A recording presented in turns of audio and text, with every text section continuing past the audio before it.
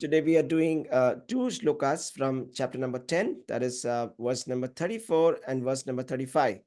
Mrityu sarvaharashchaham udbhavascha bhavishyatam kirti shrirvakcha narinam smritir medha dhritishyama. I am all devouring death, and I am the generating principle of all that is yet to be. Among women, I am fame, fortune, fine speech, memory, intelligence, steadfastness, and patience. So, Lord Krishna is listing out his opulences in this chapter. The name of the chapter is called as the Opulence of the Absolute. So, in this, the first one is very important. Mrityu Sarva Haras Chaham. So, Krishna is saying that I am the all devouring death. So, there is a very interesting story that I would like to share with you. So, after the Mahabharat war happened, what happened to Dhritarashtra? Dhritarashtra was staying in the house of Pandavas. All his sons died, but he was staying in the house of Pandavas. Right? That is, Yudhishthir Maharaj was taking very good care of Dhritarashtra. That is his uncle. So he was very comfortable there. At that point of time, Vidura, his brother, had come and he spoke to Dhritarashtra, and he kind of gave him transcendental knowledge about the impending death, that his death is very soon going to approach. So it is better that he goes and finds out how to liberate himself. So what happens is Vidura comes after pilgrimage and everybody welcome him. And Yudhishthir Maharaj is receiving Vidura very nicely. And Vidura took nice food and took nice rest. And then he started to speak. Okay, he started to speak. And then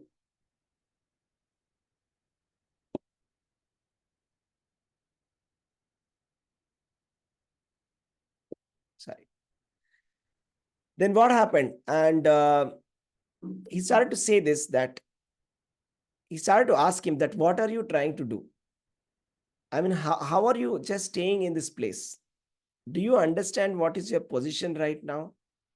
Right? And he says, do you see that you become very old right now? Right? And you become very old, and when you are eating food also, you're not able to digest it properly. Right?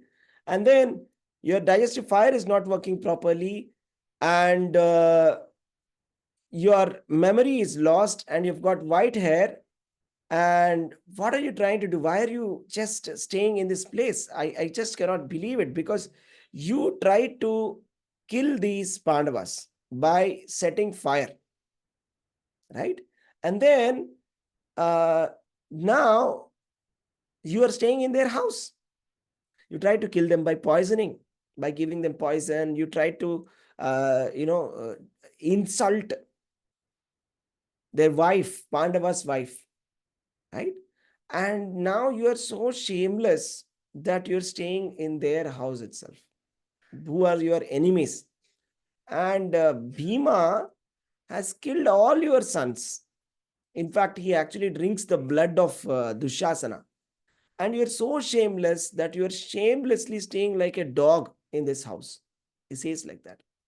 So after hearing all this advice, then Dhritarashtra awakens. And then he says something more.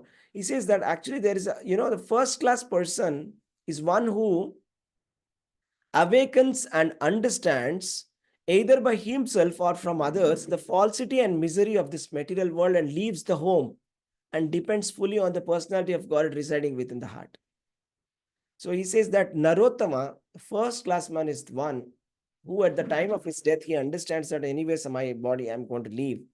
And he leaves everything and he goes and in the pursuit of liberation. Right? So therefore, please leave for north immediately without letting your relatives know. Because that time will approach very soon where you will be dying. So it's better that you leave and get yourself liberated. So that's when Yudhishthir Maharaj, so what happened? Dhritarashtra left home. And then he went to the north. And then Gandhari also followed. And then he performed the eightfold yoga system, and out of which he generated fire. And then his body was like destroyed in that.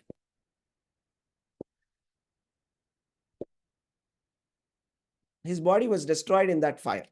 Okay. So that's what happened. So we can understand that when Krishna is saying Mrityu Sarva Harascha Aham, it's a very significant statement to understand Bhagavad Tattva, to understand who is God. See, a lot of people say, I don't believe in God, right?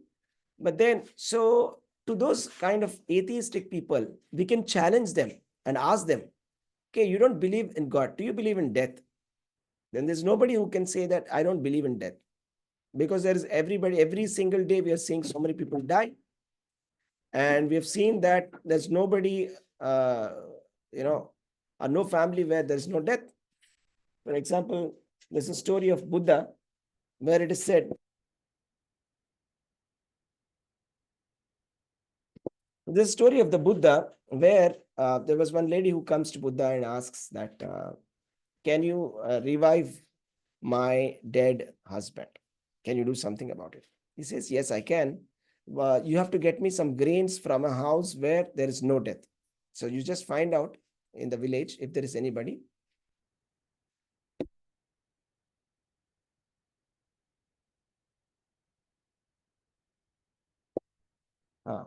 So, sorry.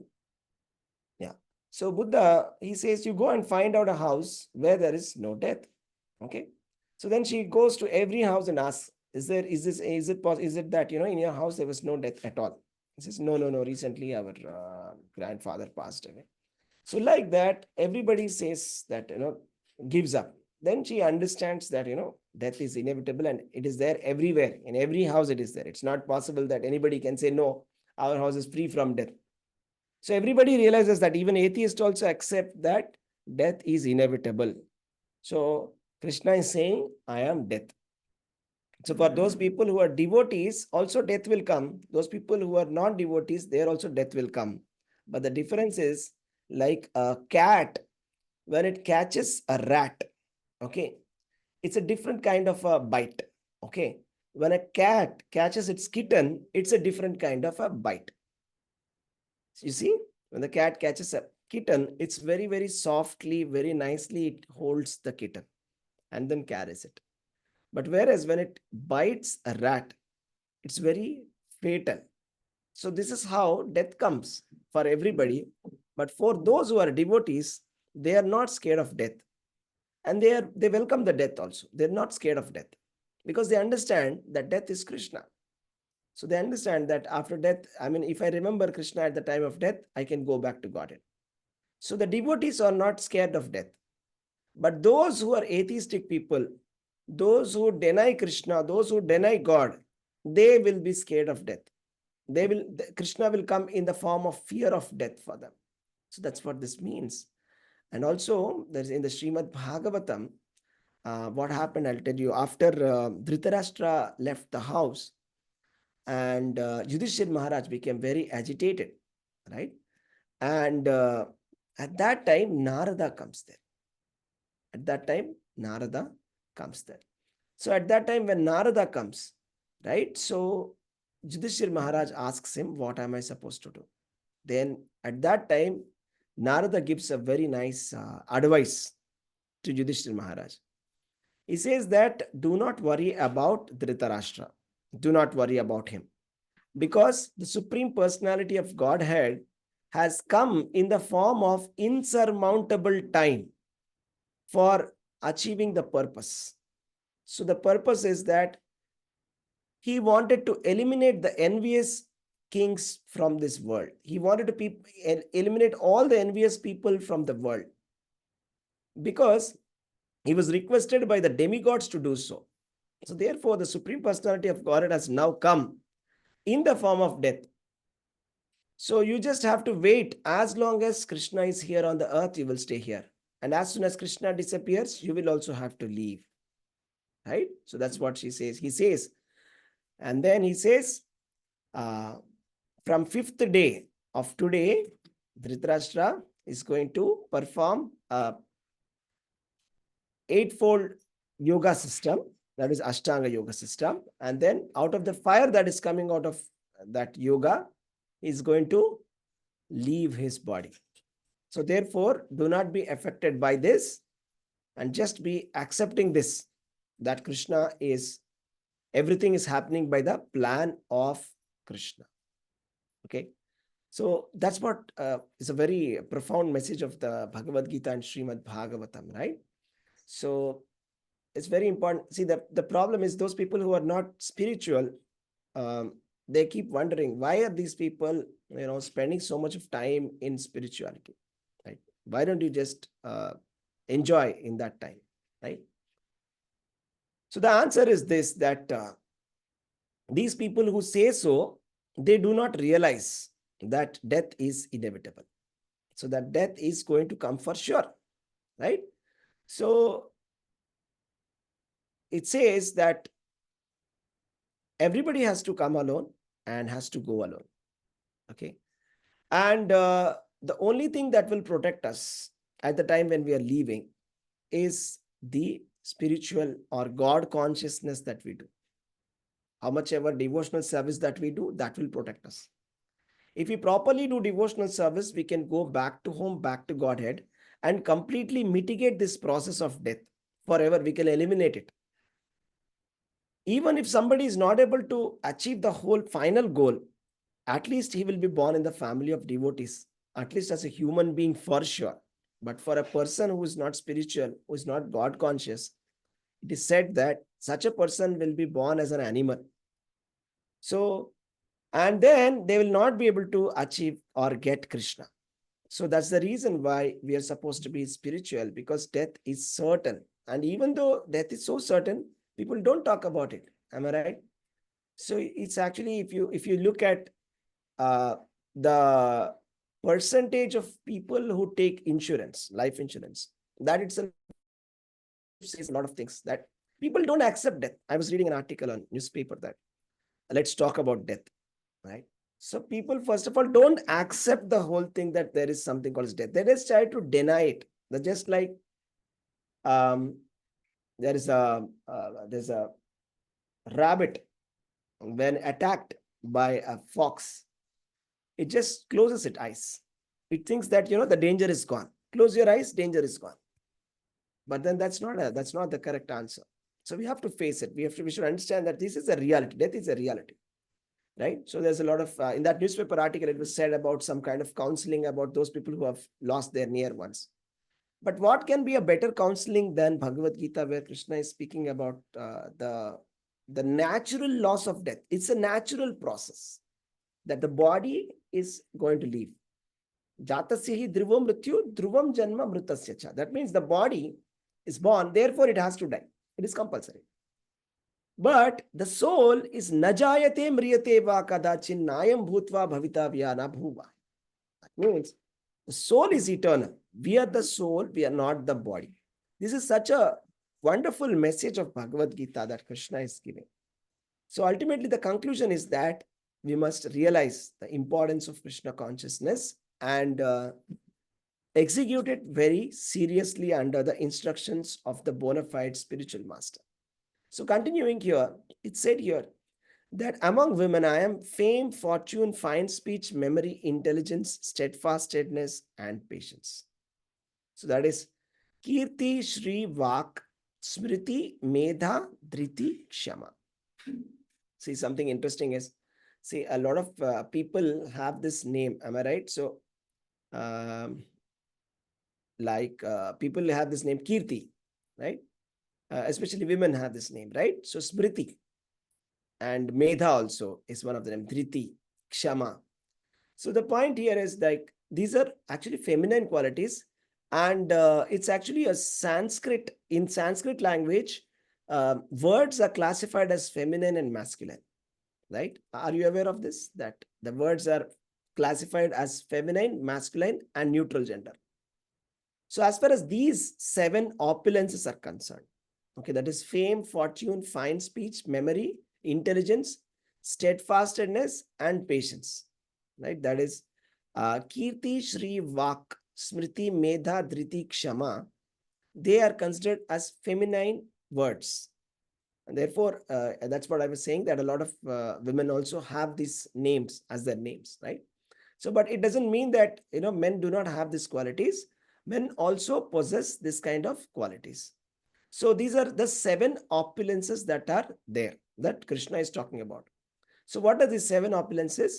So first of all, the first opulence is fame, right? If a man becomes if a man is famous as a righteous person, he becomes glorious. That he is a very religious person and he becomes glorious like that, right? And what is the memory? If somebody can remember something that he can read, right? That it's called as the memory.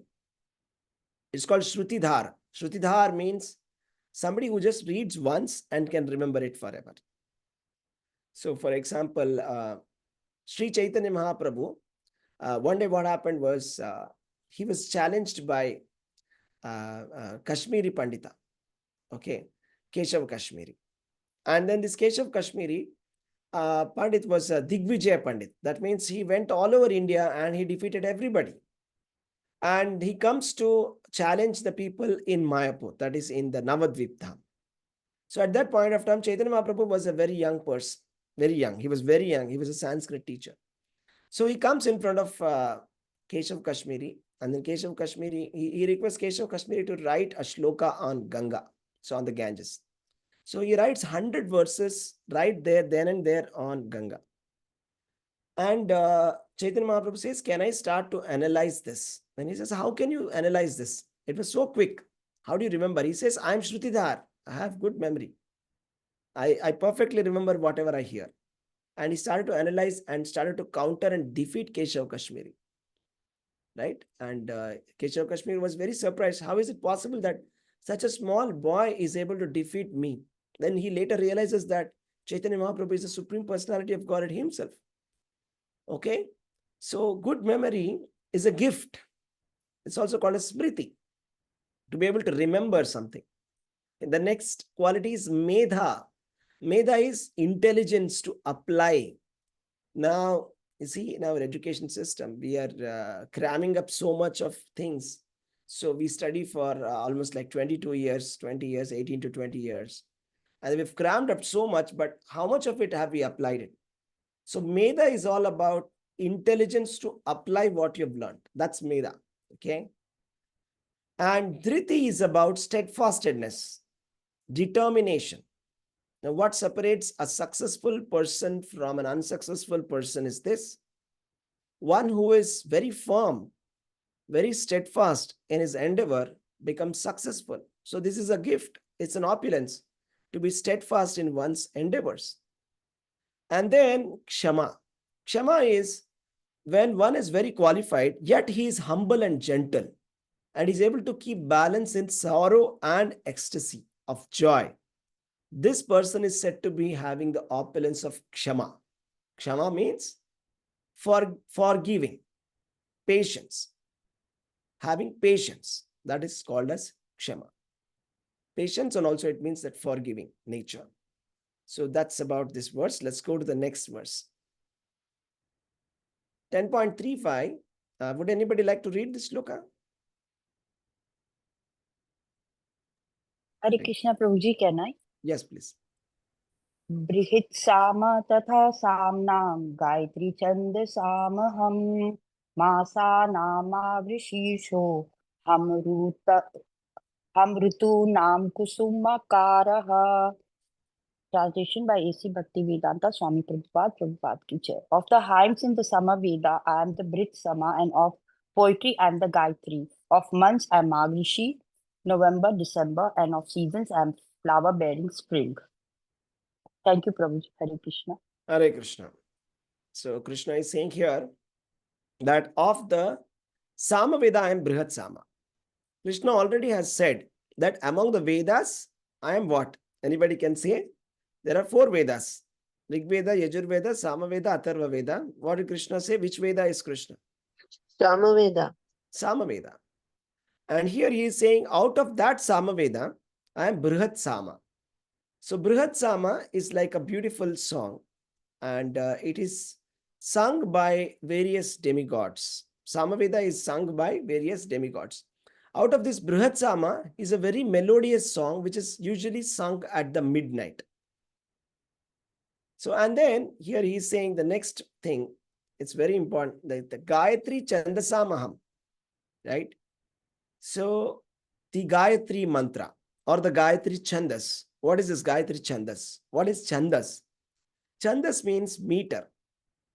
So, in Sanskrit poetry, we have a certain meter in which the poems are written. So, for example, this Bhagavad-gītā is also in one meter. Can anybody tell me what is the meter of Bhagavad-gītā and Mahabharata? Anushtup. That's right, Anushtup Chandas. So, like that, the Gayatri mantra is in the meter of Gayatri called Gayatri Chandas. It's a very special meter. And this mantra, Gayatri mantra, is also a very special mantra. And let's discuss about the Gayatri mantra. So, this Gayatri mantra is mentioned in the Srimad Bhagavatam. It is said that the Srimad Bhagavatam is the expansion of Gayatri mantra. So this Gayatri mantra is a very special mantra because it is meant for spiritually advanced people. Because by chanting this mantra, one can enter into the transcendental position of the Lord. But then to chant this mantra, there is a qualification that is necessary. So there are certain mantras which do not require any kind of qualification. That is Hare Krishna Maha Mantra is available for everybody. Anybody can chant. Nam Nam Akari Bahuda Nija Sarva Shaktis Tatrarpita Niyamena Kalaha. There is no any kind of rules for chanting the Hare Krishna Maha Mantra. It is like the absolute truth. The absolute truth is not contaminated by any kind of external circumstances because it is the absolute truth. That's why. But the Gayatri mantra, there are certain rules. Okay, there's a proper qualification that is necessary. And what is that qualification? A person must be in the mode of goodness. So therefore, it is said that the Gayatri mantra must be chanted by duly qualified Brahmanas. Why Brahmanas? Because Brahmanas are in the mode of goodness. So therefore, until somebody comes to the mode of goodness, one must not chant the Gayatri mantra. It is not meant to be chanted, nor it is meant to be given whimsically to anybody. Just like, sometimes we see people just play the song or put it as some kind of a doorbell, but that's not the correct way to do it. So even in ISKCON also, there is something called as a second initiation. That is a Brahminical initiation. So Brahmin initiation, the first initiation is the Harinam initiation. So where the Harinam is given by the spiritual master. When the spiritual master gives the Harinam, sometimes he loudly tells in the mic also, Hare Krishna, Krishna Krishna, Hare Hare, Hare Rama, Rama Rama, Hare Hare. But when the second initiation happens, right, that is Gayatri initiation. So at that point of time, it is very secretively done. So it will be checked that, those candidates who are going to get the second initiation done, it will be checked 5 times, 10 times that there is nobody else in the room. They will make sure that nobody else is there in the room, and then it will be very secretively given, this mantra. So because we have to follow the Shastra. Krishna says, Yat Shastra Muddhim Utsrijya Vartante Kamakaratah Nasa Siddhim Samapnoti Na Siddhim Nasa Param Gatim. Means those people who neglect the Shastras, they will never get perfection of life. They can never be happy also. They'll get nothing. They'll not even reach Krishna. Tasmat Sarveshu Kaleshu Ma. So always, Tasmat Shastram Pramanam Te Karya Vyavastha. Shastra, Guru Sadhu Shastra. Our Shastra scriptures must be the basis of our action, not whimsical thoughts. Whimsically, we can do whatever we want to do. That is left to any person. But we will not get the result. If we want proper result, if we want perfection of life, then we should follow the Shastra. Shastra is saying that Gayatri mantra must be chanted by the Brahmanas and those people who are in the mode of goodness. So unless somebody is in the mode of goodness, one is not supposed to chant. And Gayatri mantra is very important in the Vedic civilization, right? Why? Because this is the sound incarnation of Brahman. right? Brahman, we all know the impersonal Brahman, right, is situated upon Lord Krishna. Brahmano hi pratishtaham. Krishna says that the impersonal Brahman is situated upon me. So this impersonal Brahman is the spiritual destination or realization for a lot of jnanis. The jnanis want to merge in the impersonal Brahman. It's also, there are multiple kind of Gayatri mantra, like the Brahma Gayatri, and there's a a lot of people think there's only one mantra, but actually Gayatri mantra, there are hundreds or even more of Gayatri mantras. So again, there is one mantra called Kama Gayatri, and which is chanted, which is like the related to Krishna. That Gayatri mantra which is related to Krishna. And then the popular one that we hear is the Brahma Gayatri mantra. That is that's what we popularly hear. So what I'm saying is, like, what is interesting, I'll tell you something very interesting. The Ramayana, if you see the each and every letter of this Gayatri mantra, it has 24 syllables. So these syllables are there in the Ramayana. And another interesting thing is the expansion or the commentary of this Gayatri mantra itself is Srimad Bhagavatam. So if you feel that, okay, I'm not getting a chance to chant the Gayatri mantra, how do I chant the Gayatri mantra? So here is a chance. If you want to really realize the Gayatri mantra, you read Srimad Bhagavatam, because Srimad Bhagavatam is the commentary, or it's an expansion of the Gayatri mantra. And the first verse of Srimad Bhagavatam itself has the Gayatri mantra. That is also called as the Matsya Gayatri. The first verse goes like Satyam Param Dhimahi. It's called Matsya Gayatri. So in the first verse itself, there is Gayatri mantra. So entire Srimad Bhagavatam is an expansion of Gayatri mantra. It is very important in Vedic civilization, okay? And so the initiator of this mantra is Brahma, and it is passed down in his disciplic succession. So that is how it is. And then it is said here, let's see. Masana Margashirshoham. Among months, I am the Margashira Mas. Margashira Mas comes in November, December time. And then Rutunam Kusuma Karaha. Kusuma is the season spring. Let us just try to understand why it is being said like this here, okay? So the month of November and December is considered to be the best of all the months, because in India, grains are collected in the fields at this time, and people are usually very happy. Okay, so therefore it's considered. And Margashir Mas, we also know that in the south, they do something called as a Dhanur Masa. The same thing is called as Dhanur Mas. And they do a lot of hymns related to Lord Vishnu, right? And also the Bhagavad-gītā was spoken in that month. So we get the Gita Jayanti also, right? So like that, this is a very important month. So among all the months, Krishna is saying, I am the Margashir Mas. So somebody can ask, what about Kartik? We thought the Kartik is the best of all the months, right? So, but you see, Kartik month is representative of Radharani. And Radharani is the dearmost to Krishna. Therefore, Kartik month is very important. But if you see among the months, Krishna is saying, I am the Margashira month. All right. And the seasons, we have multiple seasons, right? In India, at least we have 6 seasons, right? There are some countries where there are only 2 seasons. There are some countries where there is only 1 season. But in India, fortunately, we have all the 6 seasons, right? So out of which the spring season is the most pleasant, right? For obvious reasons, because it is a very balanced kind of temperature and a weather. It's neither too hot nor too cold. And we can see a lot of flowers and trees blossoming and flourishing. Also, another important reason why spring is very important is because there are many ceremonies related to Krishna's pastime. And Krishna has performed a lot of pastimes in the season of spring. So therefore, it is considered very joyful of all the seasons. And it is a representative of the Supreme Personality of Godhead, Lord Shri Krishna. So we can see in conclusion that Krishna is enlisting all the different things, how to remember Krishna. You see, these are all the ways to remember Krishna, not to forget him. So how do you remember Krishna? It is possible that we forget Krishna, in our daily duties and, doing all the activities of illusory material world. But we can remember Krishna by simply seeing this. For example, if you see somebody dying, you should remember Krishna.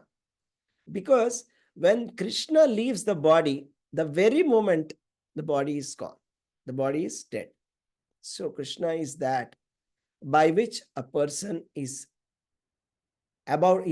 alive in the body, right? So if you see somebody dying, you should not be scared about it, nor you should feel very bad about it. You should actually see that, okay, here is Krishna. Here is Krishna. Krishna has left this body now, right?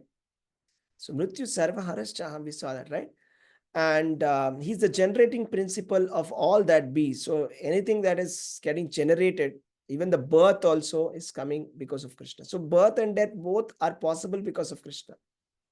So in the materialistic world, we are living in a robotic kind of a machine world where we think that everything is scientific, everything is man-made and artificial. But the birth and death, they are not man-made. They're not manufactured by science, right? So these are all natural principles. This is Krishna, birth and death. So if you see somebody being born, you should remember Krishna. And we saw all the different qualities, right? Fame, fortune, fine speech, memory, intelligence, steadfastness, and patience. Krishna says that among the women, I am these qualities. And among the hymns of Samaveda, I am Brihat Sama. If you get some time, you can listen to that on YouTube. Brihat Sama is interesting, very different kind of a tune. You would have never heard something like that. And Gayatri Mantra, we spoke about the very important Gayatri Mantra, which is very important for the Vedic civilization. And we saw what is the representation. Gayatri Mantra is a representation of Brahman. Okay, and who chants this Gayatri Mantra? What is the qualification? And the expansion of Gayatri Mantra, Srimad Bhagavatam. And then among the months, we saw that, Margashira Mas is Krishna. And among the seasons, Krishna is spring. So that's about it, devotees. Thank you very much. Hare Krishna. Anybody has any questions? Hare Krishna. Hare Krishna, Prabhuji. Yes, Mataji. Lord Krishna used to chant Gayatri Mantra in the Brahma Muhurta, no? Maybe can chant because he sets an example for everybody, right? He wants to set an example because he is a Dvija. I mean, to set the example of a Kshatriya. So one of the duties of a Kshatriya is to rise early in the morning and chant Gayatri, right? So in Mahabharata, we see that even Duryodhana also used to stop at the time of sunset and sunrise, and they also used to chant, Gayatri. So they used to perform their daily rites. It's called Nitya Karma. Possible. Okay, Prabhuji. I think we read that in the Krishna book, so I just vaguely remember. Yes. That was his routine duties. Okay. One of his routine. I'll just check again. Yeah. That's a part of the Varnashrama Dharma. Like I said, the Dvijas are supposed to be chanting the Gayatri. Those who are initiated in Gayatri, Dvija. So it's called Janmana Jayate Shudraha Samskaro Bhave Dvijaha. Dvija means after samskara, they become Dvija. So Lord Krishna, he was done this samskaras of Upanayana by Sandipani Muni. Right? So he was 64 arts he learned. So as a part of that Varnashrama Dharma, to set an example for everybody, because whatever Krishna does, everybody follows, right? So that's what he says in Bhagavad-gītā. If I stop following the regulative principles and the religious principles, nobody will follow. So therefore he does it. Okay. Yes, Prabhuji. Yes. Thank you. Any more questions? Hare Krishna, Prabhuji. Yes, Mataji. Hare Krishna. You said that Gayatri Mantra is only chanted by Brahmanas. Yes. Was Duryodhana a Brahmana? Sorry? Was Duryodhana a Brahmana? Because you said he Duryodhana was chanted not the Brahmanas. Gayatri. Yes, that's right. But Dvijas also do it. Dvija means twice born. So when we say that Brahmana, Kshatriya also comes into that. Brahmana, Kshatriya. Vaishya also comes into that sometimes. Okay, thank you. Yeah. Dvijas are initiated, so they do that. Yes, Hare Krishna. Thank you, Prabhuji. Hare Krishna. Thank you. Any more questions?